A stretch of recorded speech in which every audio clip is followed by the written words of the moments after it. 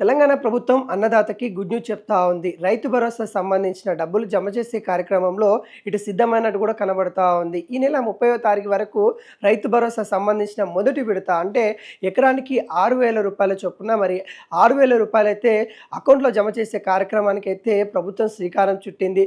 దానికి ఖమ్మం వేదికగా మదిరాలో భారీ సభ కూడా నిర్వహించాలని రేవంత్ రెడ్డి సర్కార్ భావిస్తూ ఉంది. దానిపైన ఇటు క్యాబినెట్లో కూడా కీలక చర్చలు జరిగాయి. అయితే గత సీజన్ సంబంధించిన డబ్బులే ఇంకా పెండింగ్లో ఉన్నాయంటూ రైతులు ఆవేదన చెందుతా ఉన్నారు. గత సీజన్లో 2 ఎకరాలకు మాత్రమే రైతు భరోసా అందింది, మిగతా ఎకరాలకి ఇవ్వలేదు అంటూ రైతన్న ఆవేదన చెందుతా ఉన్నారు.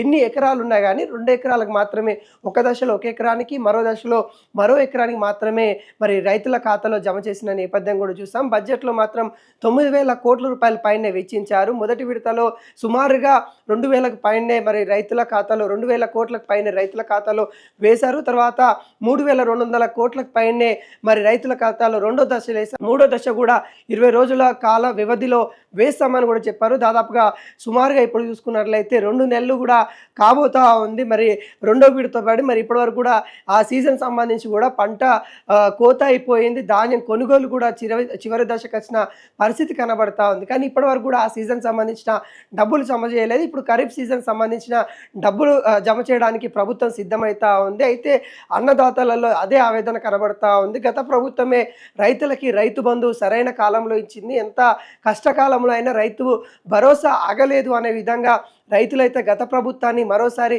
తలుచుకునే విధంగా కాంగ్రెస్ ప్రభుత్వం తీరు ఉంది అన్నట్టుగా చాలామంది చెప్తా ఉన్న పరిస్థితి కనబడతా ఉంది. అయితే క్యాబినెట్లో కూడా అన్ని అంశాలు పరిగణలోకి తీసుకొని సంక్షేమ కార్యక్రమాలు అందించారు. దాంట్లో రైతులు ఇప్పుడు ఖరీఫ్ సీజన్ స్టార్ట్ అవుతూ ఉంది కాబట్టి వాళ్ళకి ఇబ్బంది కలగకుండా ఈ సీజన్లో మరి పంట స్టార్ట్ కాకముందుకే డబ్బులు వేస్తాము, రూ. 6,000 రైతుల అకౌంట్లో వేయడానికి ఇటు ప్రభుత్వం సిద్ధమవుతా ఉంది. దానికి వేదికగా మదిరాలో భారీ సభ ఉండే అవకాశాలు అయితే కనబడతా ఉంది.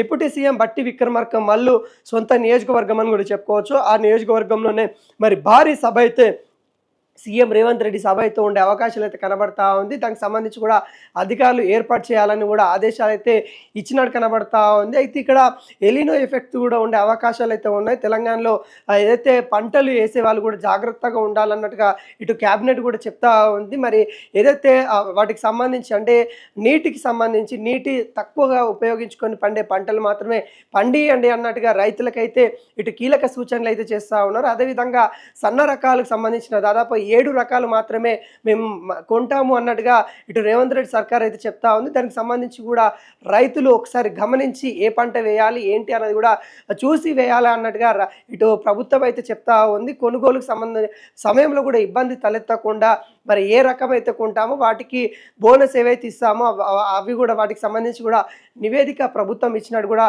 తెలుస్తూ ఉంది. అయితే ఈ డబ్బులు ఏవైతే ఉన్నాయో రైతు భరోసా అంటే కాంగ్రెస్ ప్రభుత్వం రైతు భరోసాని ఇస్తుంది, గత ప్రభుత్వం రైతు బంధు అని ఇచ్చేది. అయితే రైతుల ఖాతాలో పెట్టుబడి సహాయం కింద రైతులకి ఇబ్బంది కలగకుండా పెట్టుబడి సహాయం కింద అందించడానికి తెలంగాణ ప్రభుత్వం అయితే సిద్ధమైనట్టు కూడా కనబడతా ఉంది. ఈ నెల 30వ తారీఖు అయితే మరి వాటికి సంబంధించిన కార్యాచరణ అయితే సాగుతూ ఉంది. అయితే వాటికి సంబంధించిన డబ్బులు కూడా జమ చేయడానికి ప్రభుత్వం కూడా బడ్జెట్ ఏవైతే డబ్బులు ఉన్నాయో వాటన్నిటిని కూడా ప్రభుత్వం సిద్ధం చేసుకున్నట్టు కూడా కనబడతా ఉంది. భారీ సభలో మరి సీఎం రేవంత్ రెడ్డి చేతుల మీదుగా మరి రైతు భరోసా పడే అవకాశాలు అయితే కనబడతా ఉంది.